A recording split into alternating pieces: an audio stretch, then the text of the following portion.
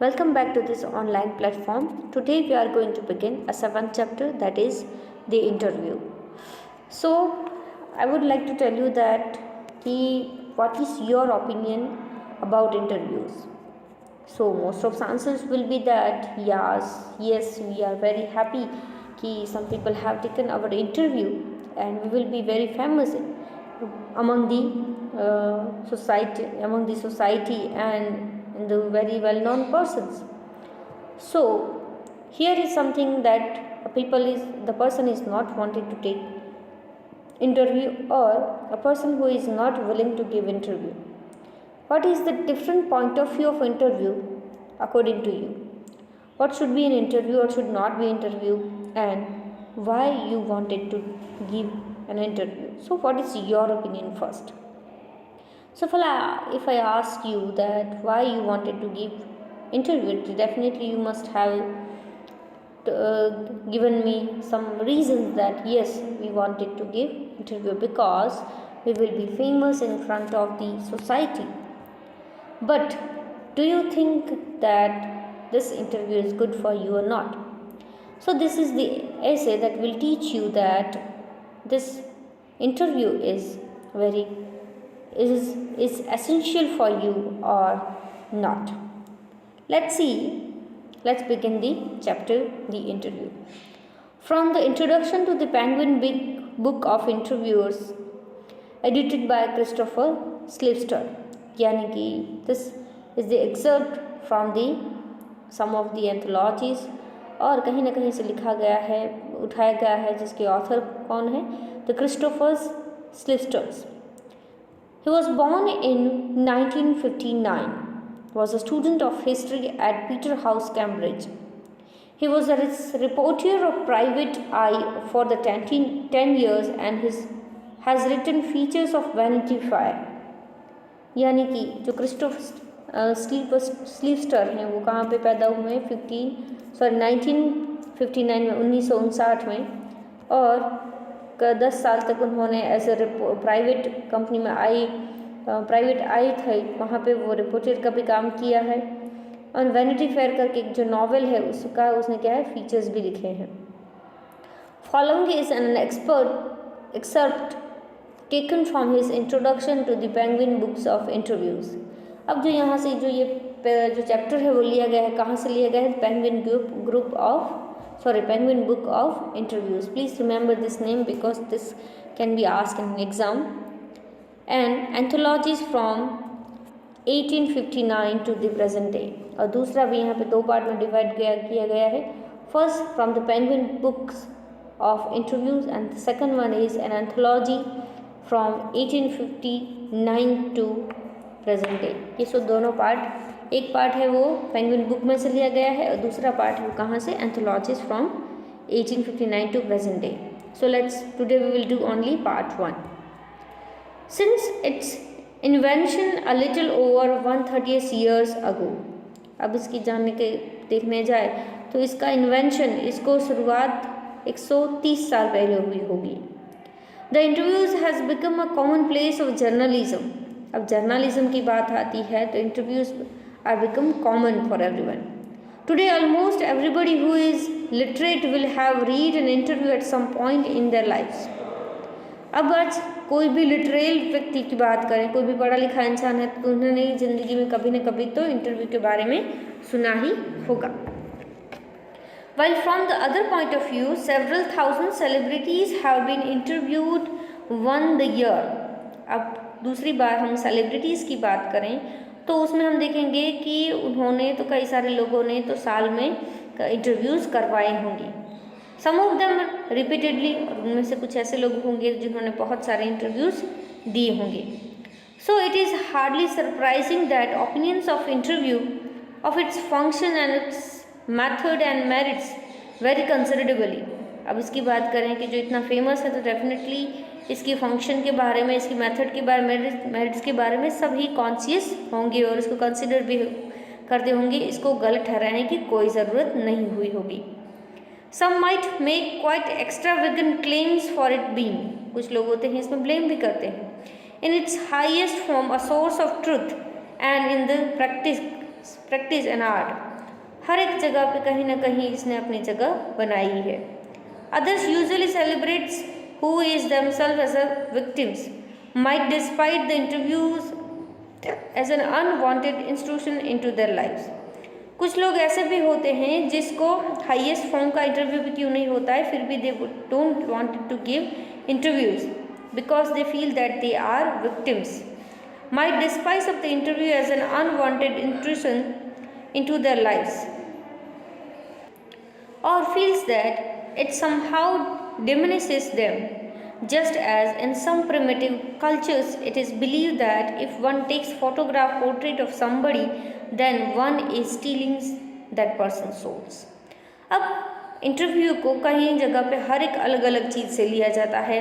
जैसे कि हम देखते हैं तो कई लोग ऐसे समझते हैं कि जैसे कोई ऑटोग्राफ ले लिया, कोई इंटरव्यू ले लिया तो ऐसा लगता है जैसे कि किसी ने किसी की आत्मा को छीन लिया हो।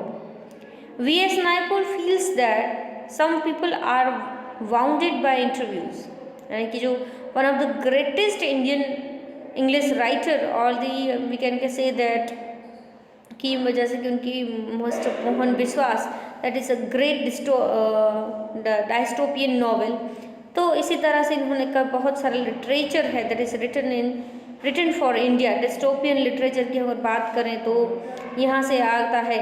तो जो V.S. नाइपोल है उनका जो नाम लेते वो क्या कहते हैं कि feels that some people are wounded by the interviews, उनको तो इंटरव्यू की इतनी लत लगी हुई होती है कि वो इंटरव्यू देने के लिए तत्पर ही रहते हैं, and lose a part of themselves, और इंटरव्यू देते देते खुद के अंदर का एक जो होता है इंसान उसको मार देते हैं। Lewis Carroll the creator of Alice in Wonderland, अब यानी कि जो एक बुक है the Alice and the Wonderland, Alice in the Wonderland, वहाँ पे उन्होंने क्या एलिस को क्रिएट किया है। ऐसे कौन है? The Lewis Carroll was said to have had a just horror of the interviewers, और उसने क्या हॉरर की, इंटरव्यूअर की हॉरर की बात कर रहे हैं।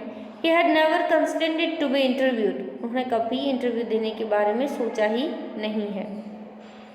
It was his horror of being lionized which made him thus repel would-be acquaintances, interviews, and the persistent petitions of such autograph, and he would afterward relate the stories of his success in silence.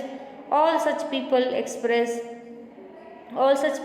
with much satisfaction and amusement. अब उसकी बात कर रहे हैं जो Louis carol हैं, वो क्या कहते हैं, खुद उन्होंने कभी इंटरव्यूज़ नहीं दी और इंटरव्यू की बात भी याद आती है तो बहुत गुस्सा हो जाते हैं और क्या कहते हैं कि अगर कोई भी ऐसी चीज़ हुई उसको रद्द किया जाएगा, इंटरव्यूज़ हो या कुछ ऐसे एक्वेंटेंसेस होती हैं उनको भी वो मना कर देते हैं, ऑटोग्राफ का भी मना कर देते हैं, वो उसको भी विरुद्ध लगवा देते हैं। He would afterward relate the stories, और फिर बाद में क्या करेंगे, वो जो साइलेंस ये स्टोरीज़ हैं वो किसी न किसी के साथ अटैच कर देंगे।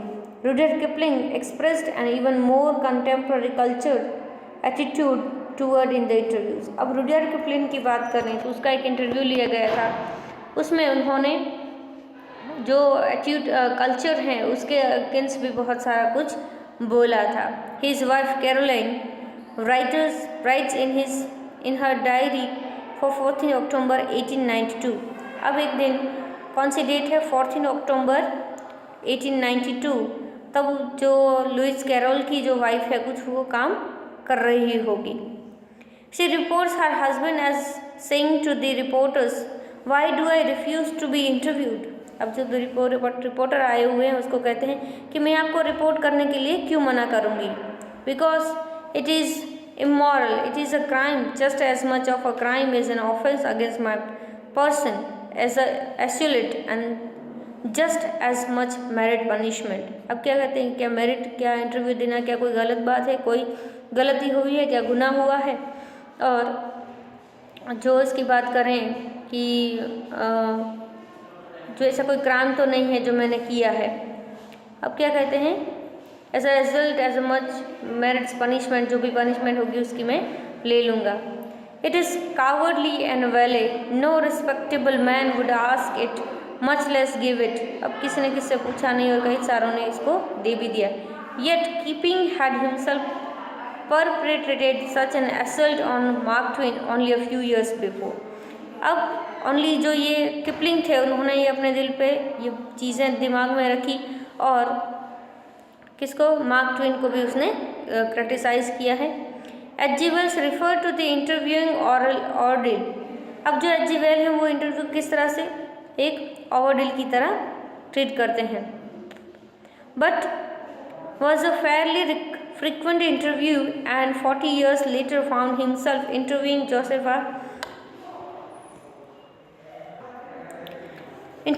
Joseph Stella, Saul Bellow, who has consented to be interviewed on several occasions.